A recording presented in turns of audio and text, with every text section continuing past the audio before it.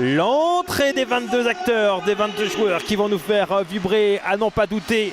Yann M'Vila bien évidemment d'un côté, Clément Badin de l'autre. Les compositions vont être affichées avec celle du Stade Malherbe-Caen pour commencer par Semin qui va être pour la première fois titulaire ce soir ici au Stade Michel Dornano avec Armand Niordouillet, Bottella, les trois attaquants finalement qui sont alignés pour cette rencontre.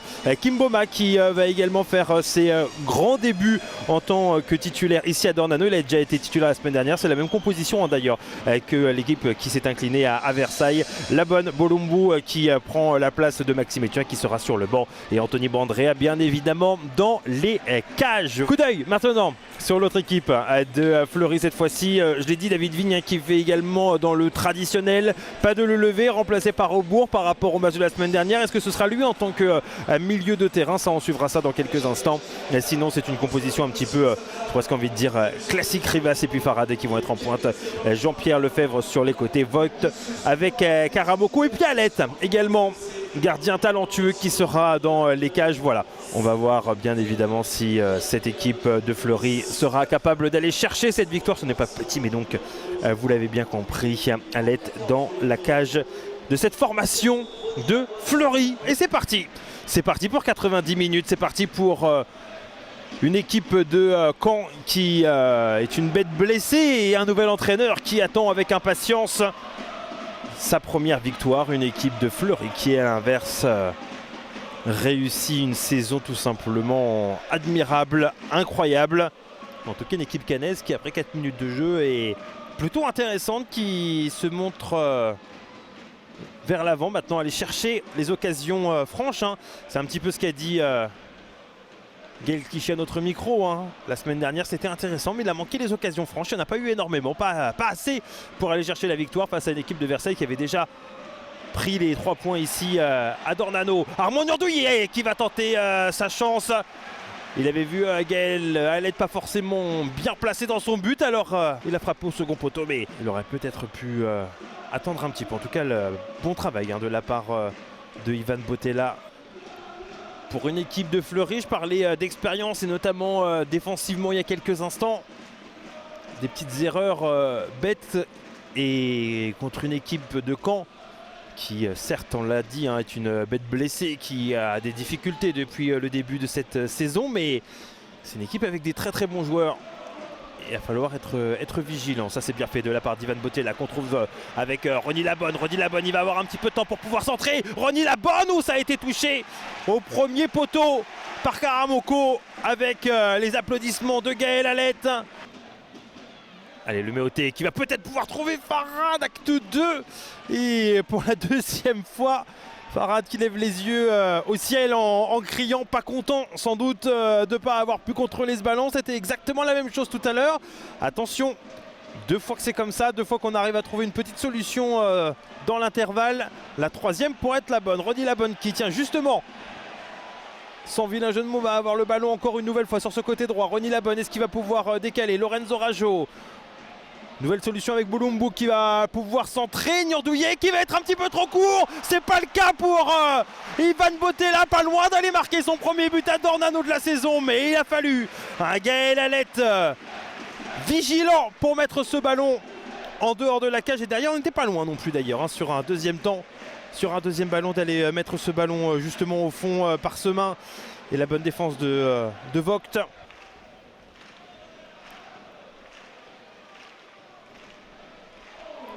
Allez, Lorenzo Rajo, ça peut être intéressant sur le côté, c'est ce qu'on a vu depuis le début de la rencontre et ce qui a plutôt bien marché, ce qui a mis en difficulté l'équipe adverse avec derrière cette tentative.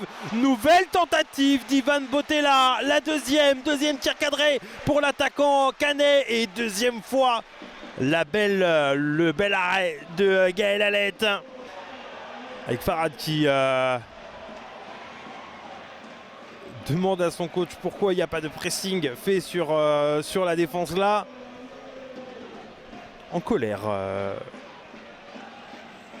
l'attaquant de Fleury. C'est bien fait une première fois. Un joueur de passé, mais pas deux. Et Johan Le Méoté qui va pouvoir justement donner à Farad. Là c'est bien fait, là c'est intéressant avec Rivas. Pas de position de hors-jeu. Rivas qui va pouvoir frapper. Oh, ça passe juste à côté de la cage. Il n'y avait pas de hors-jeu, il n'y avait rien. Et là, c'était un face-à-face. Heureusement qu'il y a eu le retour de Morente. Alors que Mandrea, encore une fois, prend son temps. Tout à l'heure, attention, ça avait provoqué, au-delà de la colère de Dornano, des situations pour les Franciliens. Karamoko qui prend le meilleur sur Niandouillet. La bonne avec Bottella. Bottella qui va pouvoir trouver Niandouillet. Niandouillet, le petit ballon! Armand Niandouillet, tant décrié par l'ensemble des supporters à son arrivée. C'est lui qui avait permis à Caen d'aller marquer et d'aller gagner face à Bourg. Il y a de ça quelques semaines, à la fin du mois de novembre. Il récidive ce soir, 1-0 pour le Stade Malherbe. On a quitté le temps additionnel, en tout cas il y en a peut-être une minute en plus par rapport à la blessure, ou en tout cas à l'arrêt de jeu suite à la faute sur Niandouillet. Et ce petit ballon qui va arriver jusqu'à Anthony Mandrea.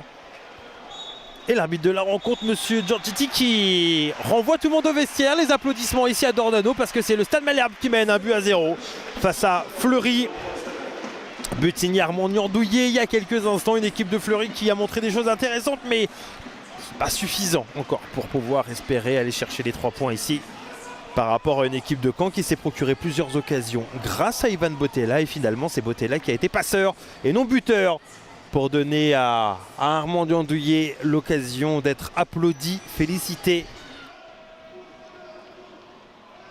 Allez, le ballon qui va être un peu compliqué là pour la défense de Fleury, même bien compliqué, récupéré par Armand Niandouillet avec Bottella qui va frapper, ça a été contré. Oh là là là, d'ailleurs qu'on n'était pas très loin d'un but un peu stupide encaissé. Tous installés au second poteau. Et finalement c'est dégagé. Là cette fois-ci on n'a pas mis le ballon en l'air, en hauteur. On essayait de trouver une autre solution.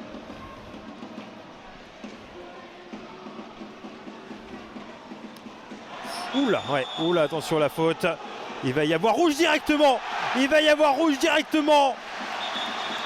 C'est l'un des moments forts de cette rencontre.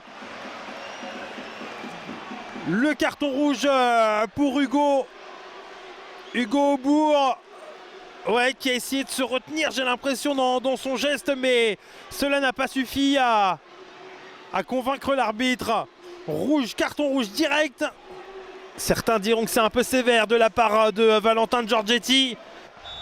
Yoel de Méoté qui va mettre ce ballon dans la boîte. C'est touché par Anthony Mandrea, mais c'est pas totalement terminé avec Morgan Jean-Pierre. C'est dégagé derrière par Ronny Labonne. On se met en difficulté pour la formation de Gaël Clichy. Et ce match il n'est pas fini. Et peut-être qu'il y en aura une nouvelle occasion. Peut-être qu'il y aura une nouvelle situation pour mettre le ballon devant la cage d'Anthony Mandrea, pour aller inquiéter l'ancien gardien de Cholet. Ah, il va y avoir un coup franc. Ça va se poursuivre le jeu. Ouais. L'arbitre qui a dit qu'il laissait jouer. Peut-être cette situation-là, devant la surface de réparation. Oh, le poteau! Oh, elle était magnifique! Anthony Mandrea qui n'avait rien pu faire sur cette occasion, sur cette frappe de Nadir Homsa. Quelle situation! Et quelle frappe de Homsa! Ouh là là là là, mais on n'était pas loin d'un début de cette 20e journée.